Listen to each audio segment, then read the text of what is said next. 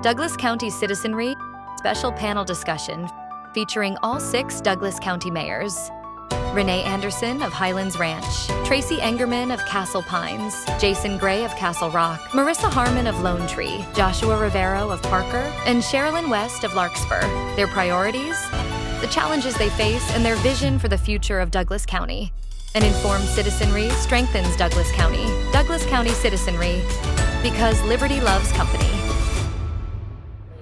I think I can speak for many people here. I know as a Douglas County resident, we chose to live here and raise our kids here.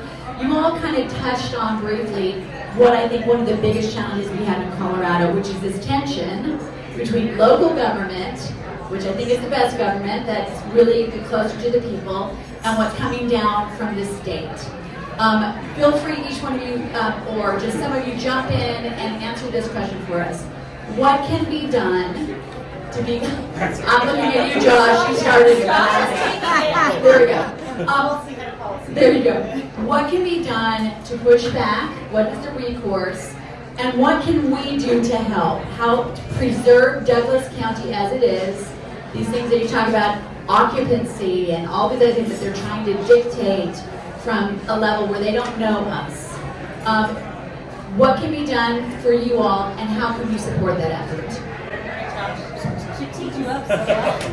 Go for it, Josh.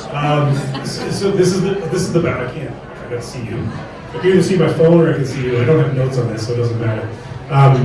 This is the challenge. This is the biggest challenge, as I talked about. And I think it's about storytelling. Everything that we're doing to make our communities wonderful, we're already doing what the state's asking. We're already building housing for different income levels. We're already building, different choices in housing. We are doing what they are doing. They just don't think we are in their lens. So for me, it's about storytelling. And that's what we're trying to do. I'll just real quick talk about it. We have a group called CML. CML is the Colorado Municipal League. For those of you who don't know, it's 270. It's all of the incorporated communities in the state of Colorado belong to one league and one voice at the state capitol. It has been a challenge since 2017 with Senate Bill 217, and it's been tough. And so we have tried to be vocal.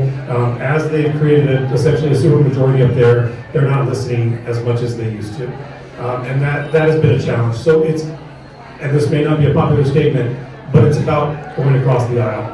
It's about taking one person at a time and telling them we're already doing this. We really are doing what you want if you would just take the time and learn about the suburbs. What we have currently are policymakers from Denver, Aurora, dense areas that get appointed into positions that are writing policy from their rose-colored lenses, and that doesn't translate to the cul-de-sacs, to the 2.5 acres, to the 5-acre properties that we have down here. And so it's about sharing that story. It's about saying, yes, we believe that we need densification on our state highways or in our city cores, but we don't need it in the middle of our neighborhoods where a school used to be. We don't need, or was supposed to be, or whatever the case may be. Let us govern ourselves and talk to them about our planning. I think that's the biggest one for me. When I first got elected, I told the story at the Capitol recently, when I first got elected 14 years ago, so I'm sorry, I was a councilman for 12 years before I was the mayor. And when I first got elected, I didn't understand why the town spent so much money and time on planning. We have 15 active plans in the town of Park. What are we doing that is insane? What that does is we don't make mistakes, because the last thing we want to do is make mistakes with taxpayer dollars. We don't want to mess up. This is a wise investment. You chose to live here, we have to do it right. What the state doesn't know is what we're doing. They don't get to see our plans. They don't get to see everything that we're doing for 15 years. We have to think generationally up here. The state doesn't think generationally. And I say this with Lisa in the room, I'm so sorry. I group her, I'm saying the state, and she is not one of them, so.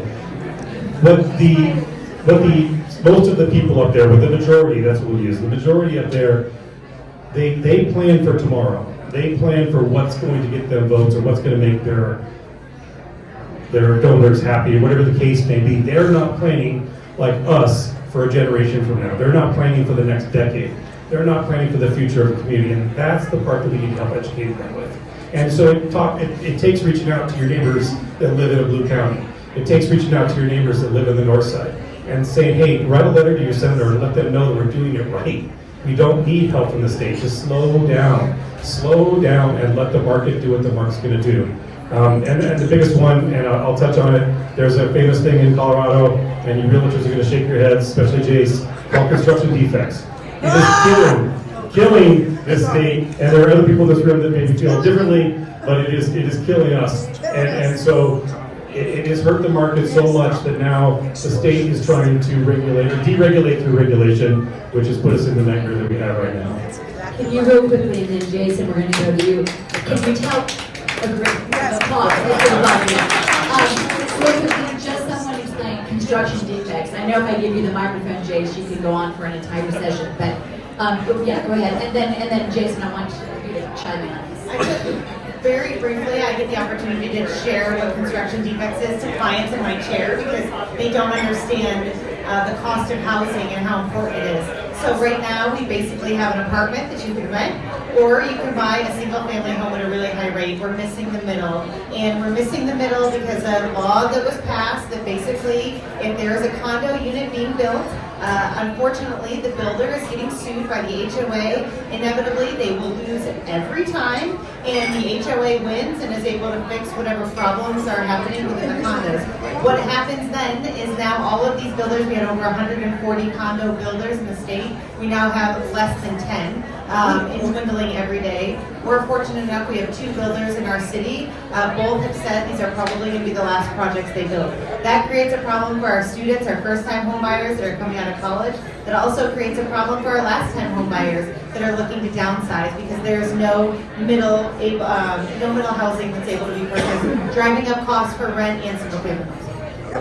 So real fast on that as well as Castle Rock has built a condo unit, first one in almost 20 years. And it opened about 4 or 5 years ago. And then I don't know how it's going to stop. But I think what's interesting that we touched on a little bit is Metro Mayor. I'm on the Metro Mayor's executive board as well, and CML executive board with Josh. Josh does an amazing job in the legislative committee as well. He leads that. But what I think a lot of people don't realize sometimes is how much the mayors agree. Doesn't matter if it's a blue city or a red city, up and down the Front Range and statewide, we agree probably on 95% of the stuff. And almost 95% of that is stop touching our towns. Doesn't matter if it's Arvada or Littleton or Cortez, stop touching the towns. So that's really interesting because I think lots of times I'll be in different meetings like, well, those guys in Littleton or those guys in wherever. Like, no, you don't understand it. Even though they're a blue city or whatever it is, they want the state to stop touching their town. And I think it's such an important thing. One of the reasons why we do this is so that we can be educated to talk to our neighbors. In the last election, the #1 issue was housing affordability. That was it. And we understand, and you hear everybody talking here, why is that? It's the laws and the onus put upon builders. And so we have to be able to talk to people about that because otherwise, in the attempt to fix it from the state, they just keep making the problem worse and worse. Other than Lisa and people like her. So a question here. You all are working at the state level, pushing back. You're talking about how pretty much all of the people from the different cities, blue or red, are saying keep your hands off of our cities. What can we do? Is there anything we can be doing? You guys are working together, make your voices heard. What can we do to support those efforts, whether it's going and testifying, whether it's writing letters, whether it's, what can help? In my opinion, because I have one, we need to elect people who will share our voice as a less super majority, but even a majority on our side, at least in the House or the Senate, would be great. We need to find people like Nate Marsh willing to run against and take back some of these seats so we can have a voice and continue to educate at the level where they're making laws that are coming down to us. And in order to do that, you have to get involved. You have to try a little. You have to give some money to some candidates. You have to show up to some fundraisers and some educational opportunities around candidates and issues You have to pay attention and ask questions and just try a little. Even if you just go to a city council meeting and sit in and listen, or please. Tell them about your experience on the floor of the Senate today. So today, as a real estate agent with the South Metro Denver Realtors Association, we went down to the Capitol, a group in the government affairs, and I was able to reach out to my elected officials because I know them. And Lisa was able to get myself and the former president of South Metro Denver Realtors Association down on the floor to watch them add amendments to terrible Senate Bill 1001, House Bill 1001. And she and Barb Kirkmeyer stood up there and back and forth, continued to give testimony about these amendments. There were, 15 or 20 amendments that they were trying to discuss and talk about the pros and the cons, the things they liked, the things they didn't. Just even go down there, if you have 2 seconds, find some parking and sit up in the galleries and watch these people do their work and understand what they're up against. So that's what I would say, is we have to do that. How many people are on the other side of the aisle? Yeah, so she was down there speaking. There was a number of people on the Republican side of the Senate. There was 2 on the Democrat side paying any attention to what was going on. And so anyway, Bob Marshall, by the way, was not, he's not in the Senate. Never mind. Thanks, Senator, for advocating for us on our behalf. One thing all of us mayors have are committees, boards, and commissions. A couple of us started on the planning commission. We have arts, we have youth commission, we have senior advisory groups, parks and rec. So if you're passionate about something, there's somewhere for you to volunteer within your city. We're always looking for people to come and raise their hand and get involved. So take a look at your city or town website and you can plug in easily there. Thank you for that. And yes, we appreciate so much those efforts, because by the way, when you hear people being criticized very easily because a bad bill passed, what we need to look at is how many efforts went into make it not so bad. I mean, when a state is not in balance right now, I mean, I gotta tell you, I grew up here in Aurora. I'm a Republican, I'm a constitutional conservative, but I think the best thing for everybody is balance. Let's talk to our neighbors about getting balance back even, so that people who just simply care about business, just simply care about people flourishing, can have that kind of support. And until then, stand up for the people who are working to make really terrible bills not quite so horrible. So thank you, Lisa, and everyone who serves under the dome. We appreciate it. We want to make sure to have time for questions, and you kicked it off really well as far as there are boards, there are commissions, there are, by the way, in the state of Colorado, hundreds and hundreds and hundreds. And there's a great opportunity to serve in those areas and make your voices heard. I served for a little while on the Parks and Open Spaces, or Parks and Recreation, whatever the Parks and Recreation is the show. I was on Parks and Open Spaces. But there's all kinds of places that you can serve and help. This is the thing I want to ask you all before we open it up to questions here. If you were to say to everybody here one thing, like either the proper way to make a comment or a suggestion heard, or support what you're doing, what would be the best way for people to communicate with you, to make suggestions, to support the work you're doing, or let you know if there's something that you'd like to see different? What is helpful? What is harmful? I would say a text, email, ask for coffee, but don't hop on social media on Nextdoor and add to the rant, because we have a rule: mayors don't let mayors go on Nextdoor. It does no good to anybody. It only gets in your head and causes many sleepless nights. So every one of us spend hours of our week sitting down with residents or phone calls, and as Mayor Engerman noted, I think it's just so impactful when you can make sure that your voice is heard and listened to. Yeah, show up to the council meetings. You don't have to talk. You don't have to make a public comment, but it helps educate you as to the full picture of what's going on, because our council is trying to look at the big picture for the community, just like Mayor Rivero said.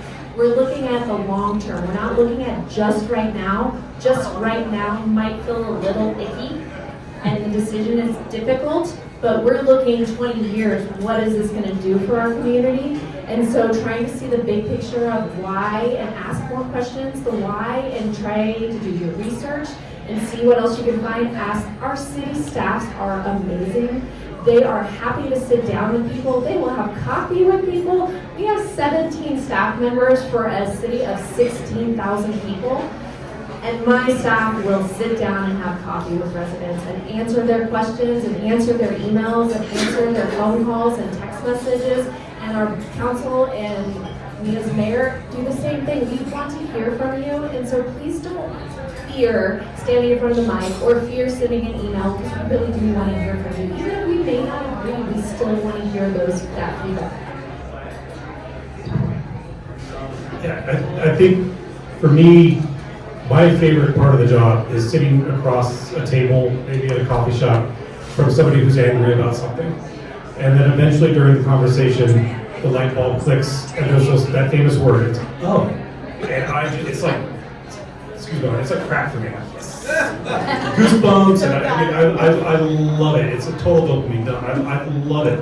And then you can explain, because the thing is, nobody understands how it actually works. And that's my job. That's why I was elected, was to be that liaison to you, to explain how it actually works. Why are we doing this? I'll never forget, we were at the Mill House in Parker for partnership with Douglas County governments, and I think it was Chris Holbert, I'll never forget it, I think Senator Holbert said, here's my business card, my cell phone is on it. And I was like, wow, his cell phone's on his business card, he's elected? My cell phone is now on my business card. Text us. We are so approachable.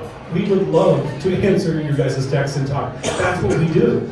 And so I think that there's this misconception. I think our job, all of us, our job has always been to break down those walls that everybody thinks. Everybody thinks the government sits in the ivory tower and pulls puppet strings. We're your neighbors. Our kids go to school with your kids. We own businesses on Main Street. You guys are this is a very educated group. I know I'm preaching to the choir. But we want to talk. We would love to talk to your neighborhood. If you've got neighbors or pissed offs, have us over for dinner.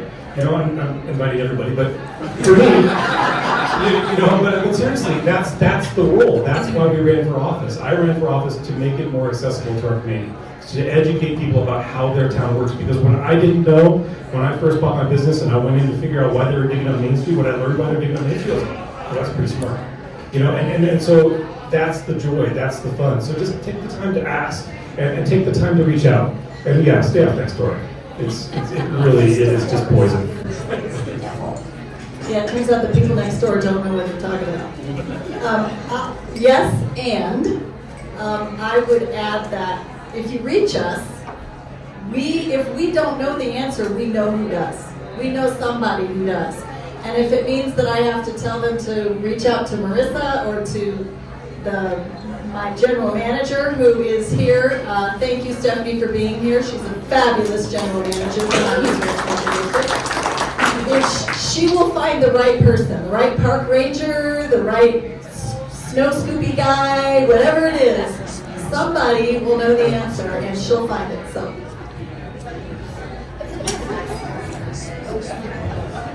I agree with all these wonderful people.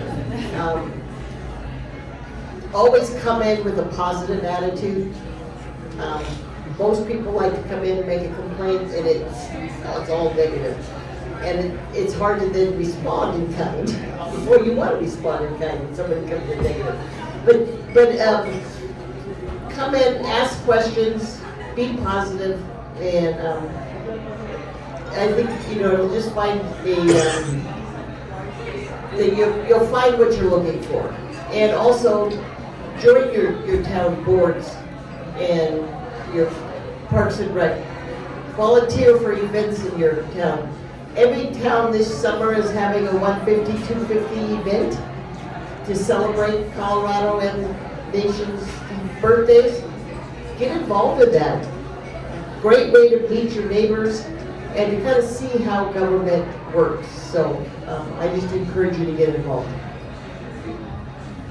I guess ditto, but besides ditto, we all get a lot of emails every single day. I average right around 100.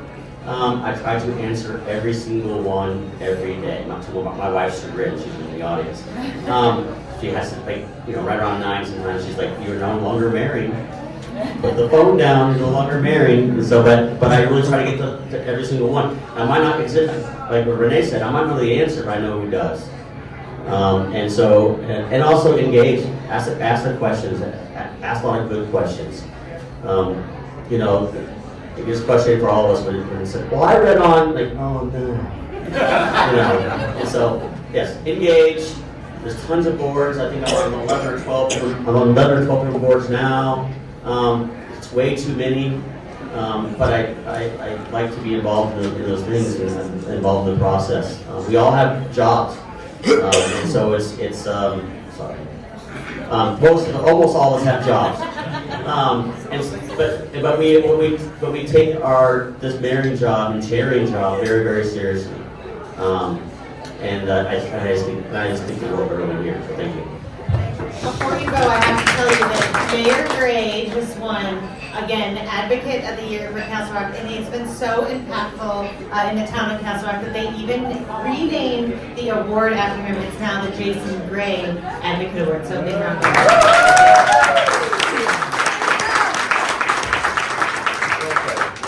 Okay, we're going to open up to questions since you all said that, but before I do, I love this. If you meet someone or you see someone online that's just railing about something, I just love the idea of saying, have you reached out and asked? That is a step that gets missed all the time. I mean, we call it the Matthew 18 principle, which is right out of the Bible, which is if you have a beef with someone, go to them, ask them. Then you take it to the next level if you have to, and after.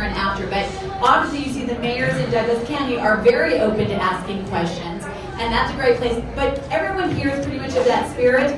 We can impact the others around us. You just want to rail because it feels good, you get that hit, and then you get off and you feel like you actually did something.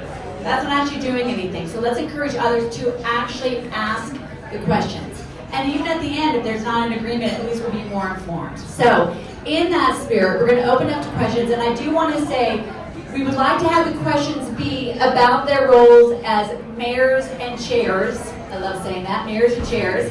So we're going to ask questions about that, and Jonathan will bring the microphone around, and if you have a question for someone up here, please feel free to ask.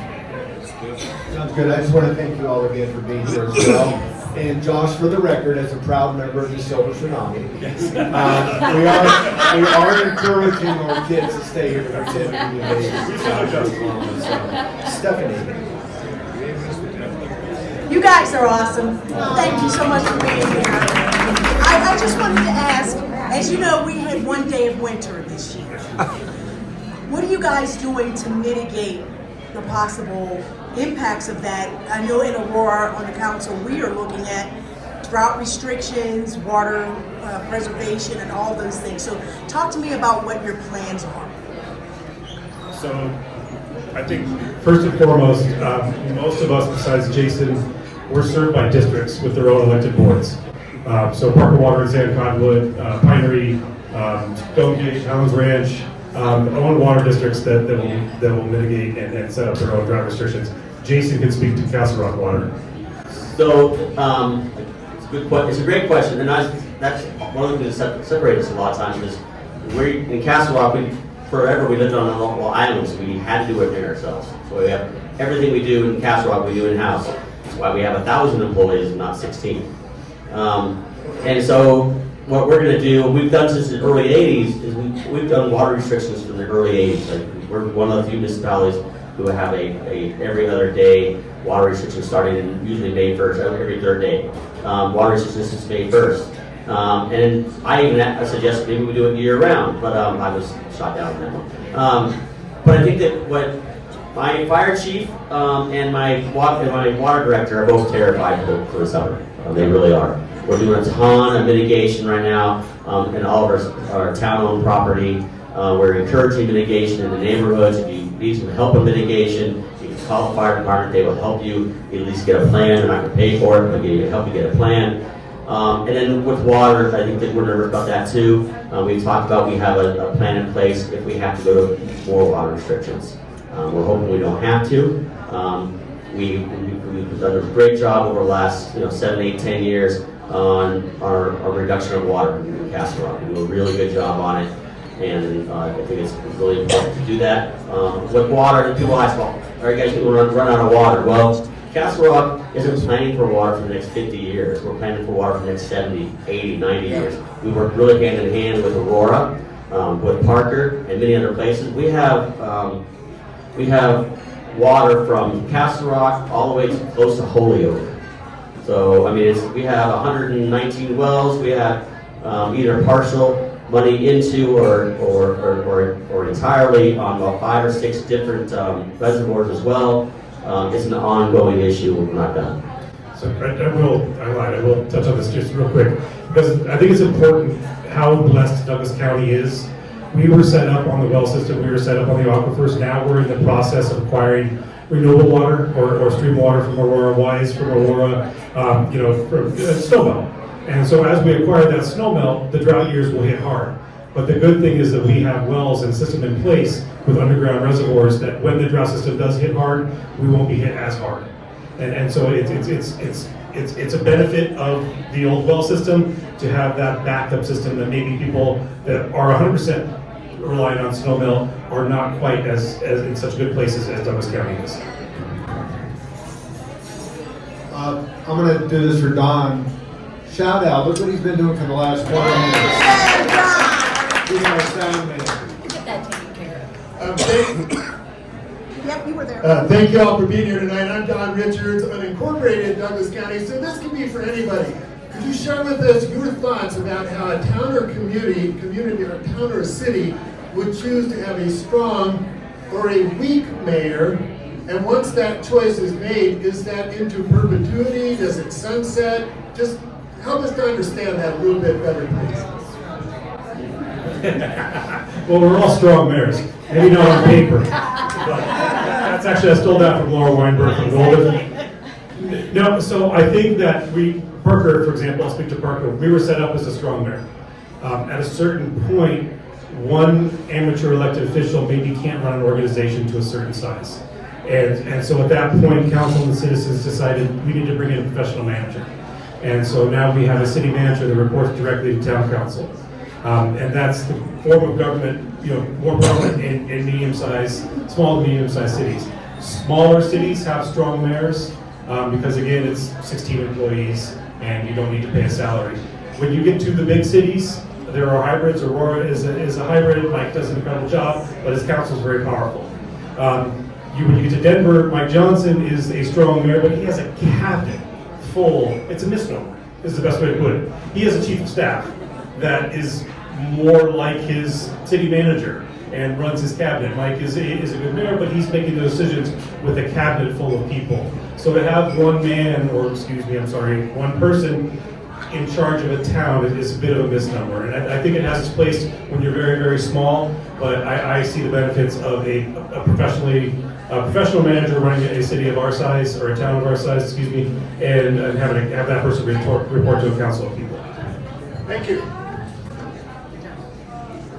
Hi, my name's Roseanne, and I'm going to piggyback off my Aurora friend over there about the water issue. That was one of my questions. Thank you for asking it. But additionally, who's in charge of when the common areas get watered? I mean, I know we're all going to have water restriction, but is the city going to be looking at the common areas and the public places that are being watered? Because invariably, it doesn't matter what city I go to, the water's watering the street, and so can you speak to that? I can speak to Parker. And again, Parker water is the majority. 95% of Parker is Parker water. I know for a fact that they have trucks, they drive around and they look, and they're going to have water. We're going to have watering days this year. I guarantee you're going to be, odd numbers are these days and even numbers are these days. They're going to be driving around and reminding folks that it's time to turn off your sprinklers. They're also in the process of getting people to stop watering concrete. You don't need a 180-degree spray on a little corner piece of sod near your tree. So that is starting to change. We are also getting rid of turf that doesn't need to be in certain places. We're getting rid of Kentucky bluegrass. We're bringing in hybrids. I mean, there's a lot of things that the towns are doing. but the majority of common area turf property is owned by your HOAs. It is owned by your electric districts. It is not owned by your municipalities. We use usable turf, soccer fields, baseball fields, things like that, but it is not fiscally smart to own a lot of lawn. It costs to cut it, it costs to water it, so unless it's needed, we try not to own a lot of lawn. Can I ask another question?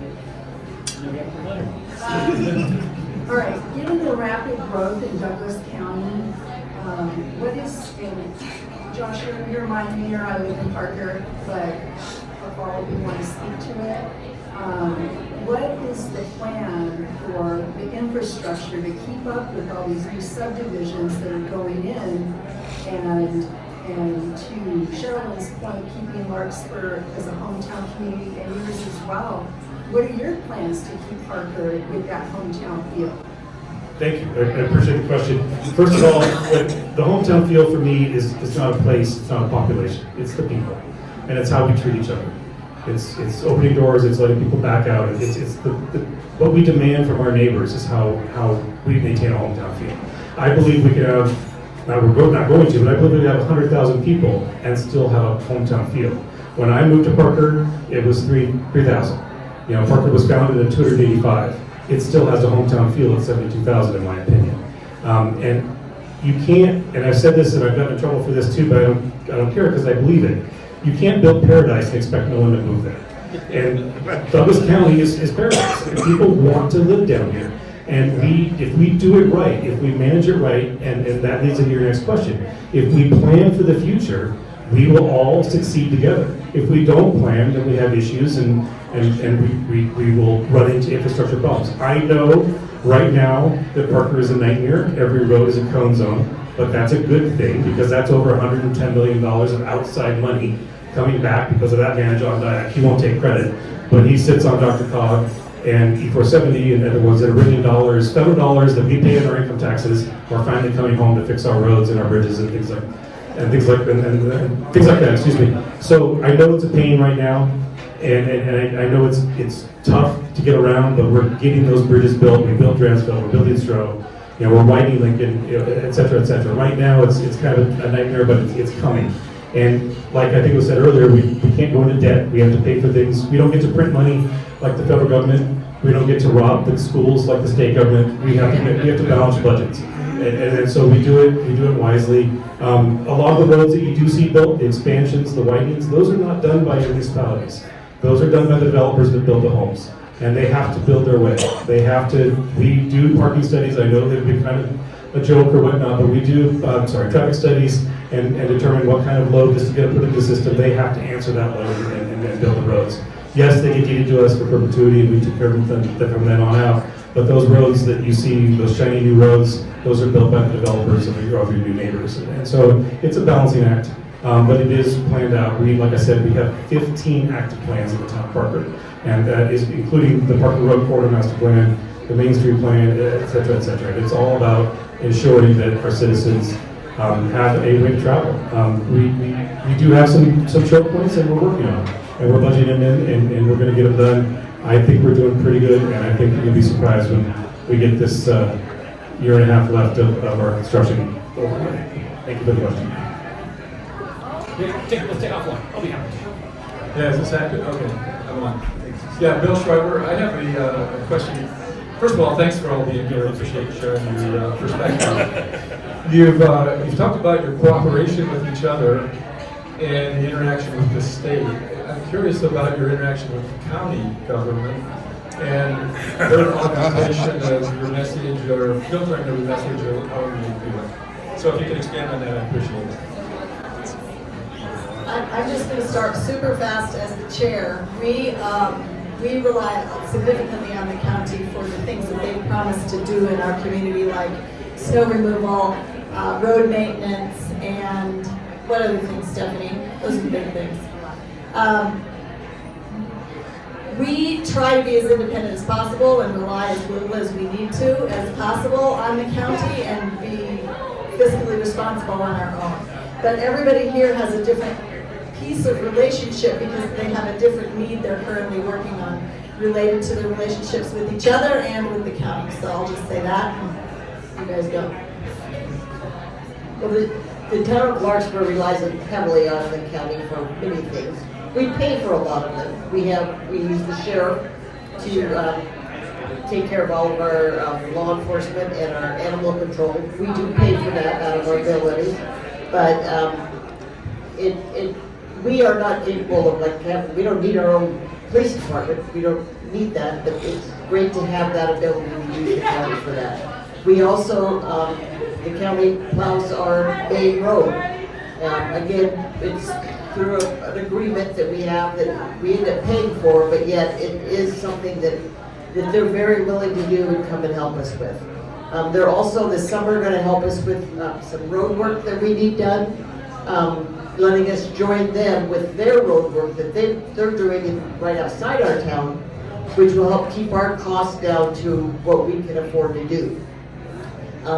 The county also is very good helping us with coming up with solutions for the Renaissance traffic. We've worked for the last several years with the county engineers, the county sheriff, and the Renaissance owners to really help increase the entrance and exits out of the Renaissance and to kind of make it a plan that has worked a whole lot better than it used to.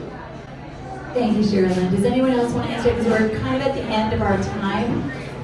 Did you want to go ahead, Josh? Just real quick, I think it's important. I'm sorry, John's laughing at me. Diane's laughing at me. I think it's important that I think you guys in this room know the cities and the towns. We do work in cooperation, but we do not reside under the county. We reside in the county, meaning we are self-ruled. We are self-governed, and they are our partners, but they are not our bosses. And so we choose our own destinies, and we plan our own destinies, and we do partner with the county as much as possible. That's why I think it's very, very important that our commissioners should have experience, and municipal experience is very, very, very valuable to understand how the towns work in their county. All right, I think we have time for one, maybe two more questions. Go ahead, Chris. I have a very specific question, which I can ask them after. Anybody has a broader question that for everybody? That's fine. All right, now Jason, Miller's Landing originally had I think it was called Sports 360, 365-day a year ski hill that they were going to have as part of that. It seems, my understanding is that's no longer in the plans. Is there any way to revive that part of it? I ski all the time. I think it would bring a lot of people to Castle Rock that want to ski in the summer. Chris, it's a great question. It was never going to happen. It was social media fodder. That's all it was. John making this is what we work with. This is what made it is. They never actually came to the town with any kind of plan. They were trying to figure out what kind of traction they could get online. The company was, and seeing if they could get some money out of us. It's never going to happen. It wasn't going to happen, unfortunately. It'd be super cool if it happened, but I don't see it happening. There's several people here that I know pretty well who know that as well. It's just I would get people probably about once a month my first 2 or 3 years on there, like, we're going to have this. And I'm like, no, they're not reaching out to us. They're doing it through social media. All right. Well, as you've heard from this, okay, one last question. A real small question. You said they were looking for money from you. So it would seem to me there'd be a great opportunity when the mayors come together to reduce that corporate welfare by all agree. No, we're not going to play that game where they play, one city against the other. Does this happen? I don't know. Maybe that I think it does happen, but I think that even when we don't agree on something, I think we all get along. And not only us here, but we really communicate really well with the Metro mayors and the CML. Are there tips here and there? Of course there are. I think we're very fortunate in Castle Rock that we don't actually touch anybody else. We're very close to touching Parker and Castle Pines, but not quite. But I just think that a lot of times, in 7.5 years, I've never gotten involved in another town until recently, and I did so reluctantly. So I'll speak to that. So we've had some opportunity where we can possibly grow our boundaries in Castle Pines. And so, to me, it's important to be good partners with our other municipalities. And so the other mayors came and said they were sending us a letter. That's okay. I'm okay with that. I'm not going to get upset with that. I actually would be upset with these mayors if they did not do that, because they're advocating for their citizens, and that is their fiduciary responsibility. And so they need to be doing those things. And I may not like what the letter has to say. That is okay. You're doing your job, and I would hope you would be upset with me if I didn't do the same thing. And so because we have great relationships here, we can have those conversations and say, hey, heads up, this is coming. I'm sorry. Or, hey, we have this great opportunity to partner in something else. And so that is because of the collaboration that we have here, and it's really important for our success for the entirety of Douglas County. Thank you. Before I give a final, thank you to this group, here's, I think, the key takeaway. So often we separate ourselves, or maybe our neighbors do, from the people that have been elected instead of speaking directly to them. This is a big step forward in that area, and as you've seen, every single one of the people up here said they want to answer questions. They look forward to talking. So if you have any further questions, please come up and speak to them. But let's give them a huge round of applause.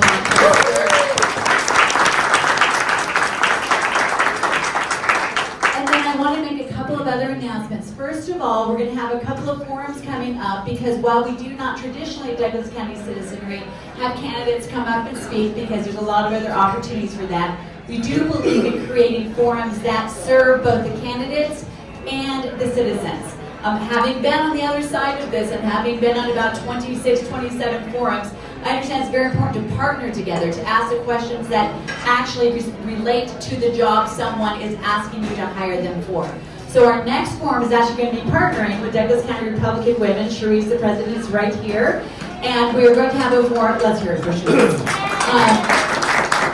DCC is going to be co-hosting a forum. We are not sure. We're going to finalize whether it is April 7th or 8th. So please do sign up for our email list if you're not on it. Join our Facebook page. You'll see on each one of the tables, there's a place where there's a QR code to join the Facebook page. That forum is going to be for the two Republican candidates for Douglas County Commissioner, John Dyack and Jake Bockenfeld. And we're going to have a respectful conversation, and Mandy and I will be hosting that, Mandy Connell and I, and we want you to come with your questions as well. As you see, a lot of people want to talk about what's happening nationally, and that is incredibly important. But it's just as important for our everyday lives, what is happening in our cities and what's happening in our county. So we invite you to come for that forum.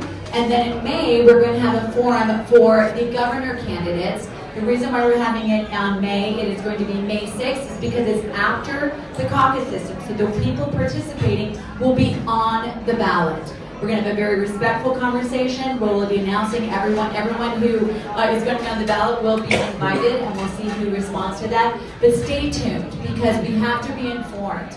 Our founding fathers said clearly, the key to a free society is a well-educated citizenry. That's us. And invite your neighbors to come, even if they've never been interested in politics before, even if you think they had the wrong yard sign in front of their house beforehand. Invite them. This is how we come together and keep our county amazing, our towns amazing, get our state back to balance, and save this republic on its 250th and 150th anniversary. Thank you all so much for being here. Oh, one last thing, John is pointing here. We are a 501c3 nonprofit. Thank you to everyone who has supported this. We are all volunteer.